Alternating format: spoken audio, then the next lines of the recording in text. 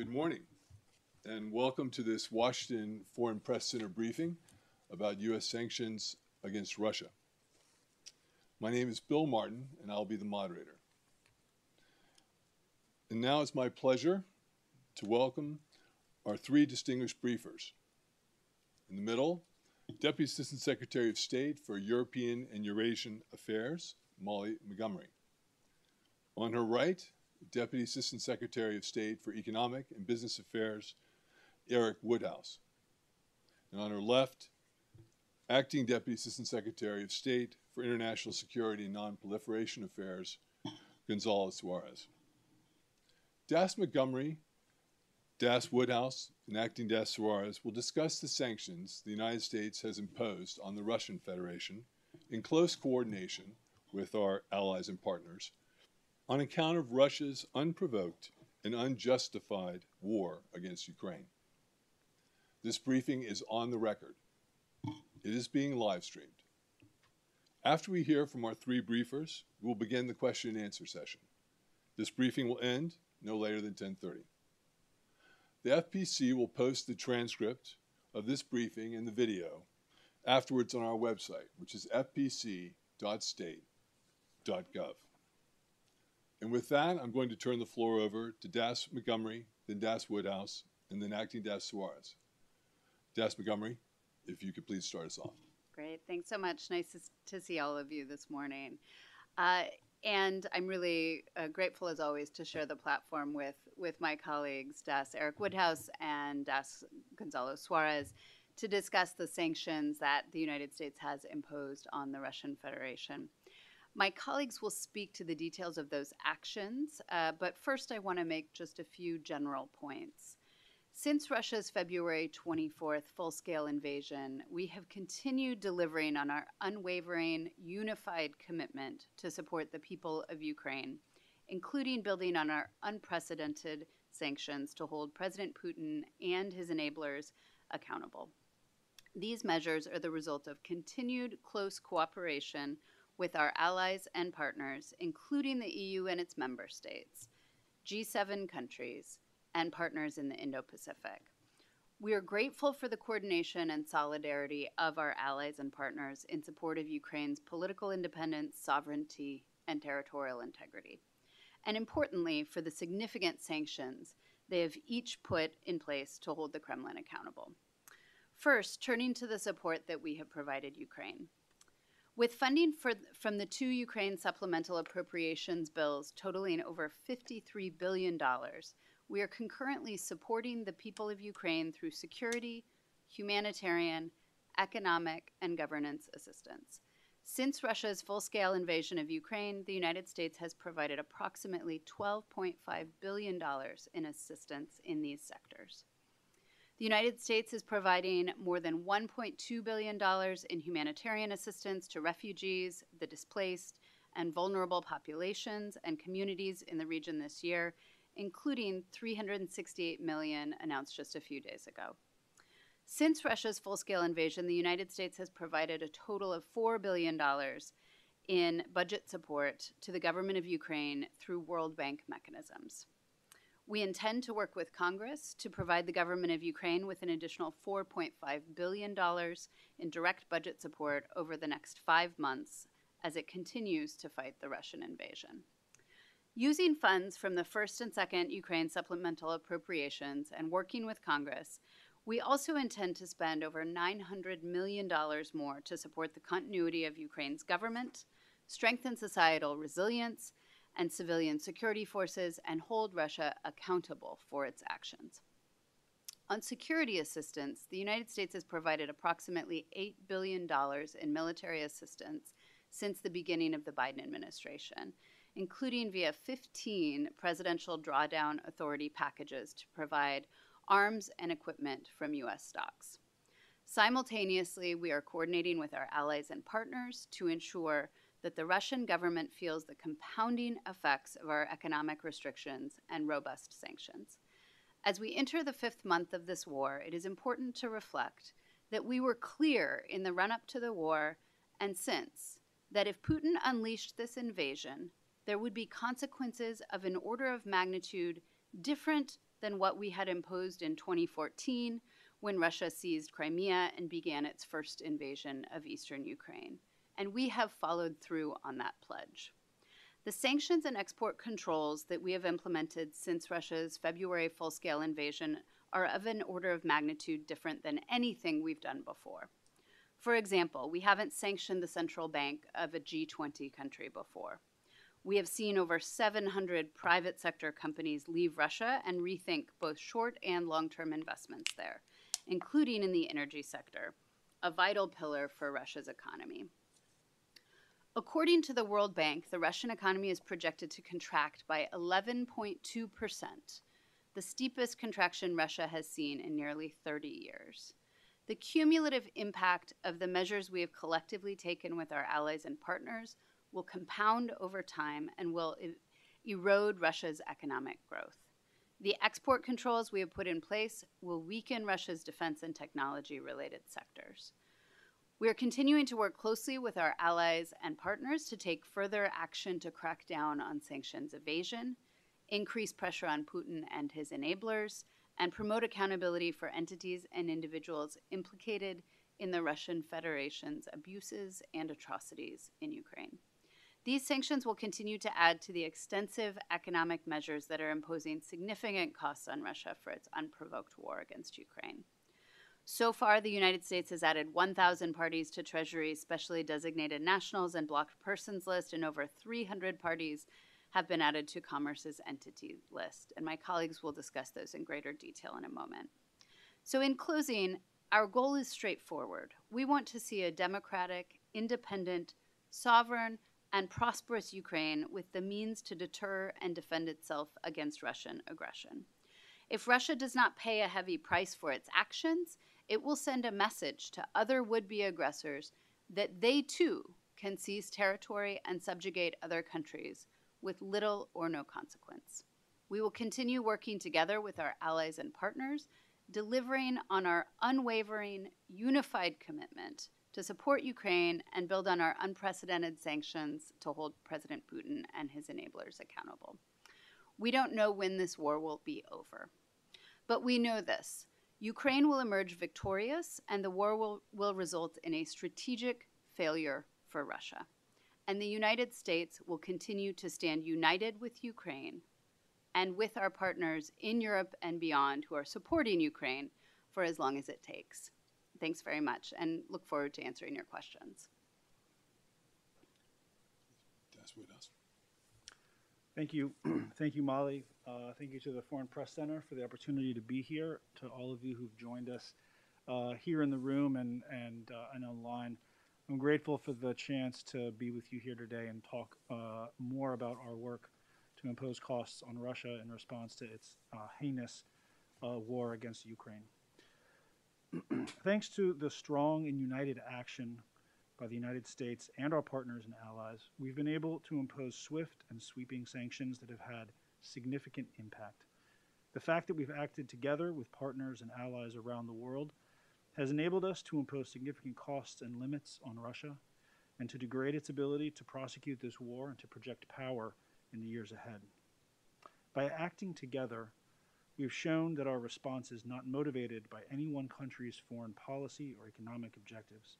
Rather, we are defending our shared principles, our opposition to aggression and to widespread violence against civilians, and our commitment to Ukraine's sovereignty and to a rules-based global order.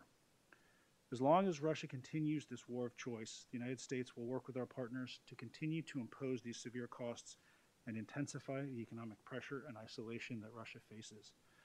Let me highlight a few aspects of the measures that we've imposed. First, we have targeted Russia's financial sector and the key sources of revenue that sustain President Putin's war machine. We've sanctioned Russia's largest financial institutions and major state investment funds, and our partners in Europe have removed many of these banks from the SWIFT system that is critical to cross-border payments. By working with our partners, we've been able to immobilize a substantial part of the hard currency reserves of the Central Bank of Russia. Second, we have degraded Russia's defense sector and other critical sectors feeding its military-industrial complex. We've designated major Russian defense companies, as well as a long and growing list of other companies and individuals associated with Russia's defense sector and weapons manufacturing. We've coupled these actions with extensive export controls that cut Russia off from critical goods that it needs to sustain the military. And my colleague Das Suarez will address some of these measures in more detail. Third, we have targeted Russia's oligarchs and their networks and assets, as well as hundreds of Russia's political, financial, and corporate leaders. These elites have supported and benefited from their association with the Kremlin and must continue to be held to account. In sum, our actions have severed Russia's ties to major trading partners, halted access to important inputs, and have had a major impact on Russia's economy. In the span of a few months, U.S. exports to Russia, including of critical technology inputs needed to maintain the Russian military, have decreased precipitously. Russia's imports of goods from around the world could fall by up to half, and factories across Russia are struggling to maintain production. As my colleague mentioned, Russia's GDP will likely decline by double digits, and inflation is expected to reach almost 16%. Our measures will continue to sap Putin's military-industrial complex of critical components, prevent the Russian central bank's foreign reserves from propping up an ailing economy, and deprive Moscow of the resources needed to wage this war. The effectiveness of our measures will only compound over time to further isolate Russia from the world economy. Let me touch base on a couple of other aspects of how we've approached and designed our sanctions regime.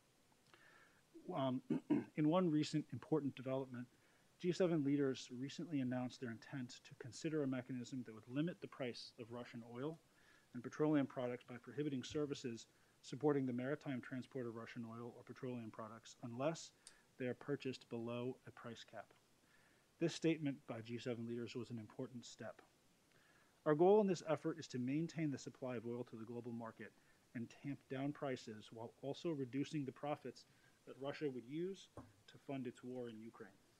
The flow of Russian oil into the global market has slowed, but prices per barrel of oil have risen. This boosts Russia's profits and increases energy prices in the U.S. and around the world. The most effective way to ratchet up the pressure on Russia is to restrict the revenue it generates from energy sales while maintaining stable energy supply rather than restricting the flow of oil exports.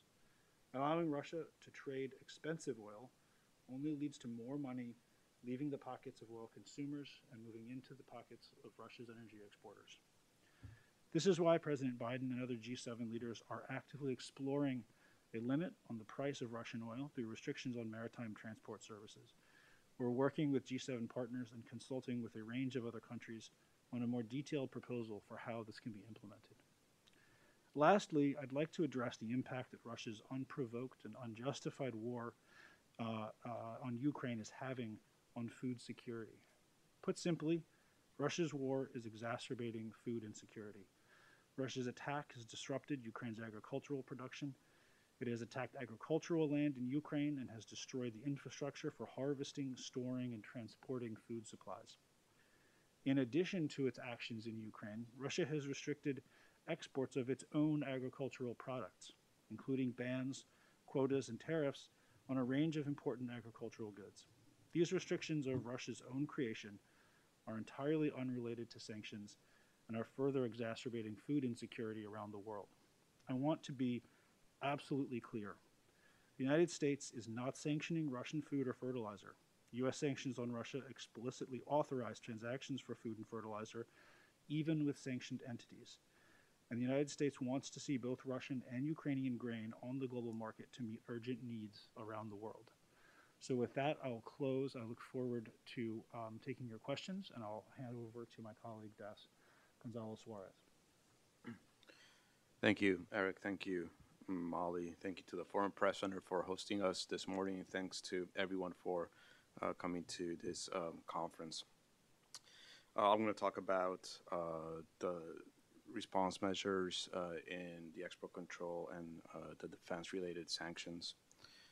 In response to Russia's full-scale invasion of Ukraine on February 24th, the U.S., working with 37 other partners and allies, undertook an extensive sanctions and export control effort designed to, 1, impose costs on Russia for its grievous and unlawful actions, 2, impede its ability to wage war, and 3, slow the further development of its defense sector. My colleague Des Woodhouse just explained some of the actions we undertook in the economic and financial sectors. I would like to now briefly describe the actions we undertook in the defense industrial area. First, immediately after the invasion, we worked with our partners and allies to impose the most significant set of export controls imposed on any one country. These controls were broad but targeted. They were designed to deprive Russia of the technology and equipment it needs in its defense industrial sector. These controls will force Russia to seek critical items via non-traditional suppliers at greater financial costs for lesser quality goods and at the risk of law enforcement actions. Since February, we followed up those export controls with a flurry of sanctions on critical companies in Russia's defense, industrial, and technology sectors. To date, we have sanctioned dozens of defense and high-tech related companies. These companies were sanctioned because of the important role they play in Russia's military supplies and R&D.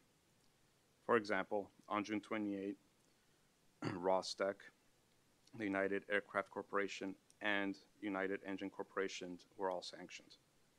These companies are central to Russia's defense efforts.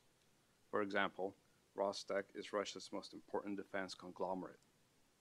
The United Aircraft Corporation builds and maintains all of Russia's combat aircraft. And the United Engine Corporation develops, produces engines for Russian weapon systems, including aircraft and naval vessels.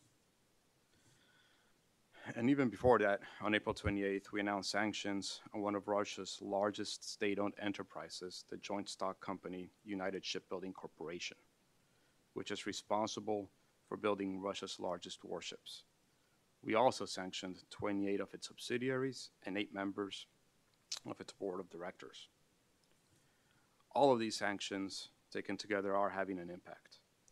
Russia, and in particular Russia's defense sector, is now one of the most sanctioned destinations with severely compromised supply chains. For example, U.S. exports to Russia, including military and dual-use exports, have decreased by nearly 96% since the start of Russia's invasion in February. Through April, worldwide semiconductor shipments to Russia have dropped by an estimated 90%. This means we are having success in cutting off key materials that Russia would otherwise need to support its military endeavors. These measures will continue over time and it will only get worse, and they will deteriorate Putin's ability to develop Russia's military-industrial complex. The effectiveness of our measures will compound over time, further isolating Russia from the world economy and debilitating its ability to wage war. That will conclude my remarks. Thank you again for participating in this press briefing, and I look forward to answering questions. Thank you, Das Montgomery, Das Woodhouse, and Das Suarez for those introductory remarks. And now I'd like to open the program up for questions. I will take a few questions first from those in the briefing room, and then a few questions from those on Zoom. Please raise your hand, virtual hand, if you are on Zoom, if you would like to ask a question. If I call on you, please give your name and your outlet. And I believe we had an advanced question from you, Rusudan. Did you want to, you had a question that you had asked in advance? Should I go ahead and pose it? Yes. Yes, I'm sorry. I want to ask about Georgia. Yes. Later. About Georgia. Oh, thank you. Thank you very much for organizing this. Thank you for having me. I'm Rosa from Georgia. I want to ask about the Georgia. There are some calls from a certain group that the West and U.S. should start working on imposing sanctions against the citizens of Georgia. Is the issue of imposing sanctions in Georgia already discussed officially? What can you say about that? And what can you say about maybe you have any advances about this? Yeah. So thank you. Thanks for the question. And just first of all, to say that Georgia is a strategic partner of the United States, and we continue to support the people of Georgia on the path to reform. In terms of sanctions, we really don't preview the actions that we might take. That's a matter of policy around the world, and so there's just not much more that I can say there. But thank you. Okay. All right. Alex? Yes, thank you so much, Bill, and thanks to all three DASs for being here this morning and briefing us on very crucial topic. Let me start with the first topic that came to my mind as I was listening to DAS Eric. Shifting from freezing to seizing. What is the stats of that? Can you provide us with numbers, how much you have seized or you're planning to seize? And if possible, how you plan to envisioning the scenarios of returning them back to Ukraine or spending it on Ukraine's reconstruction. Just to follow up on Sudan's question, Ambassador Montgomery, did you, I know there have been on several occasions, communications with countries right next to Russia, Azerbaijan, Georgia, Armenia recently. Did you have a chance to raise your concerns or possible, let's say, scenarios if any of them will be influenced by Russia in terms of, skirting U.S. sanctions? Do you have any concern? Also, did you discuss that with them? Thank you so much again. So thank you for those questions. On the first question, along with G7 partners, we've worked to establish what we call the REPO task force, Russian elites, proxies, and oligarchs task force that seeks to work with partners around the world in identifying and freezing assets of sanctioned Russian persons. The REPO task force, I think, recently released a statement that summarizes those efforts, including some top-line numbers on the value of assets that have been frozen. I don't have that number off the top of my head now, but we have made efforts to announce kind of overall number of the value of assets that have been frozen.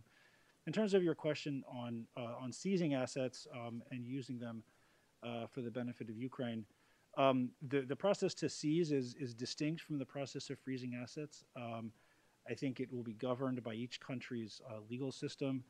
Our White House and Congress have engaged in efforts to expand our authorities to forfeit assets in certain circumstances. So there's discussions ongoing in that direction, but we'll have to see where those play out in terms of establishing authorities to do so.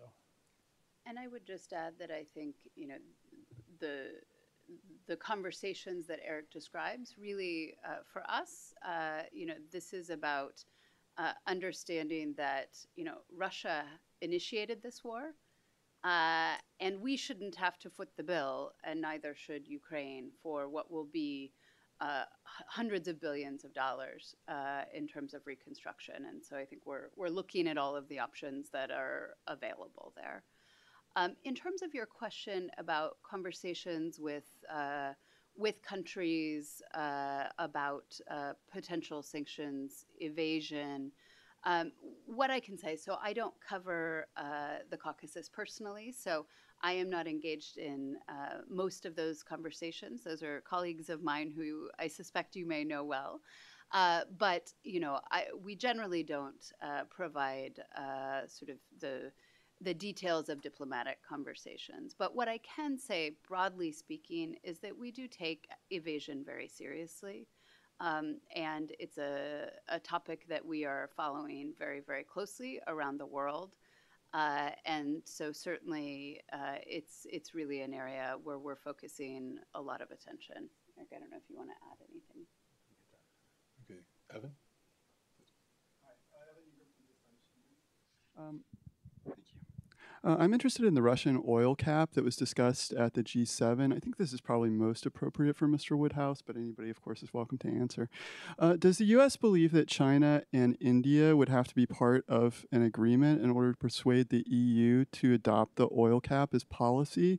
And if so, how does that affect the outlook for coming to an international agreement on the oil cap? Thanks. So thanks for that question. Obviously, China and India are important purchasers of Russian oil. I can say that we are engaged most intensively with partners and allies to help design a proposal for how this can work, as well as outreach to countries that we would like to see participate and or otherwise support the price cap. But I think that's all I can say for now. In terms of our diplomatic discussions with other countries and how they may interact with the price cap. And perhaps I would just add to that that we do see this as an opportunity for countries to do something that is in their national interest, which is to, especially in this era of extremely high energy prices, to pay less, for those energy imports and to have a stabler global oil market. And so that's really the intent. And we think that countries, and I think this has so far been borne out in our conversations, broadly speaking, that countries will be interested in having that conversation because it is in all of our interests to have a stable global energy markets, and certainly individual countries in this time of crunched budgets because of high energy prices. I think will want to explore opportunities to pay lower prices. Okay, thanks. Ivan, I believe you had a question. Tess? Did you have a question? Oh, yes, I do. Thank you so much for taking my question. Ivan Pilshikov with TASS News Agency. Well, so some experts say that after US levied so many sanctions against Russia, there are not so many Russian entities to sanction left. Would you agree with that, and how it affects decision-making in Washington? And if I might ask another question, so, well, obviously, Western sanctions impose costs on Russia, but do you also think that the impose costs on the US? And if so, could you elaborate on that, what these costs might be financially and otherwise? Thank you so much.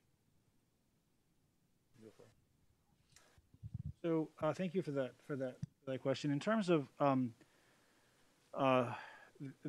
your first question about the availability of sanctions targets, obviously, as my colleague pointed out, we don't comment on potential future sanctions actions.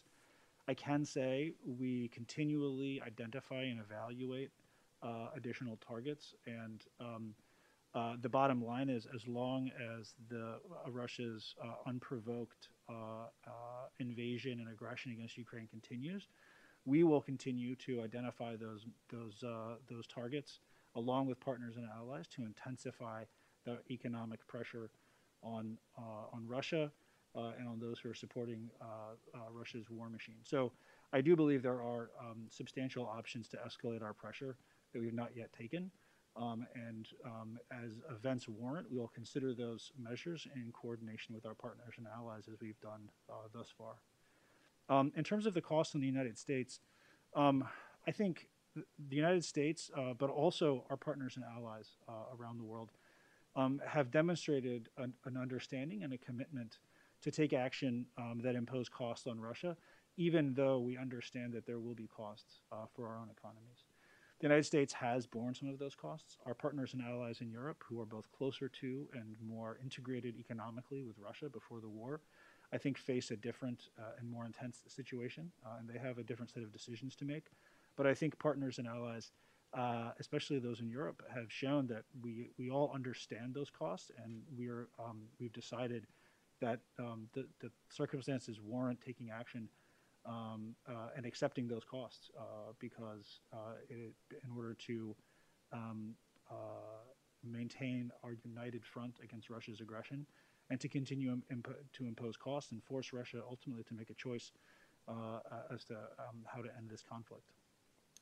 And I would just add to that, I think, we have demonstrated incredible unity with our allies and partners, not just in Europe, but also in the Indo-Pacific. And so I think that really does demonstrate that while our goal is certainly to maximize the impact on Russia and minimize the impact on our own people, that there is broad understanding, not just among governments, but among publics around the world in many, many countries, that what is at stake here is certainly about the future of Ukraine, and we strongly support a sovereign, independent Ukraine and its territorial integrity.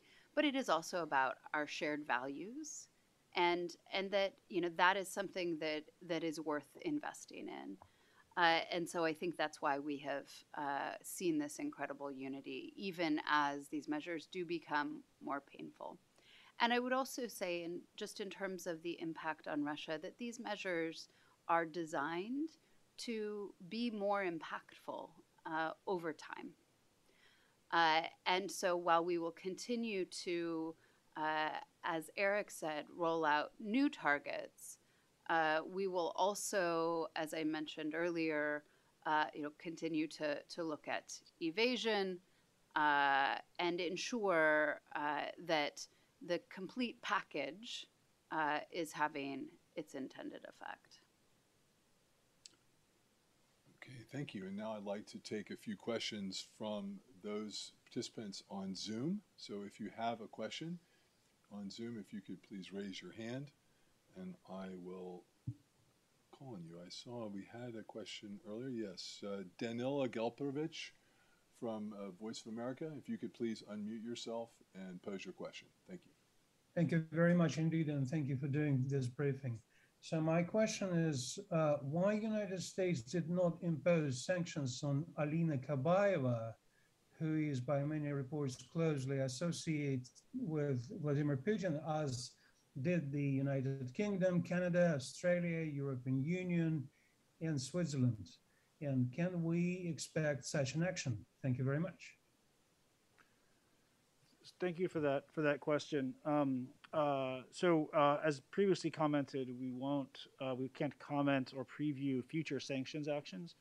I can say we do pay very close attention to targets that have been designated by our partners and allies, and all those associated with President Putin and Russia's leadership, I think, are individuals who are at risk of being sanctioned, and we continue to evaluate, all of these targets as we move forward. Okay, thank you. And see, we had one additional question on the Zoom. David Nikoradze from TV Rustavi. Thank you very much. Do you hear me? Yes. Thank you very much. My name is David Nikoradze. I represent Georgian television station Rustavi 2 in Washington, D.C. I have two questions. The Ukrainian officials have accused Georgia in assisting Russia to evade sanctions. I wonder if Washington has any clear evidence to support these allegations. And my second question is about Russian banks and SWIFT. Ukrainians asked to disconnect all Russian banks from the SWIFT. I wonder if the administration is working on that. Thank you very much. So on Georgia, I would just reiterate what I said earlier, which is really just that we do not preview sanctions actions. Georgia is obviously a strategic partner. We have conversations with Georgian interlocutors regularly, and we continue to support the people of Georgia on their path to reform. And on the second question on SWIFT, so the removal of banks from SWIFT is an action normally led by our partners in the European Union, because SWIFT is an entity based in a European Union member state.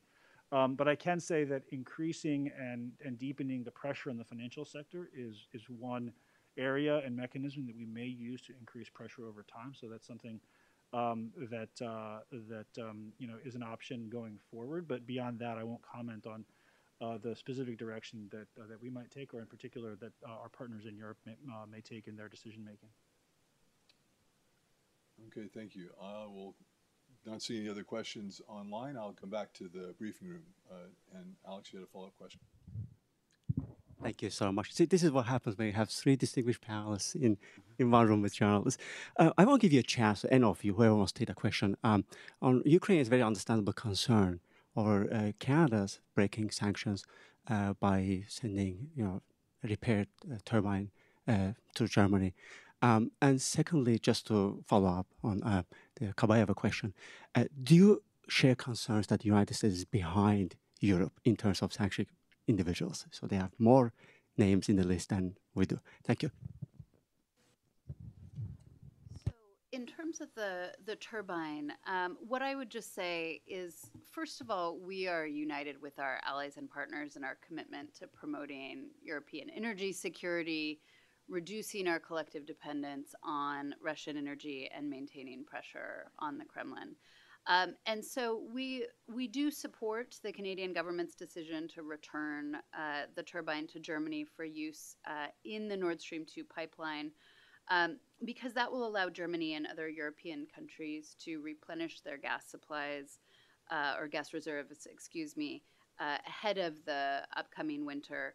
And that will really increase their energy security and resilience and counter Russia's efforts to weaponize energy, which we have seen already in terms of the reduction of flows through Nord Stream 1.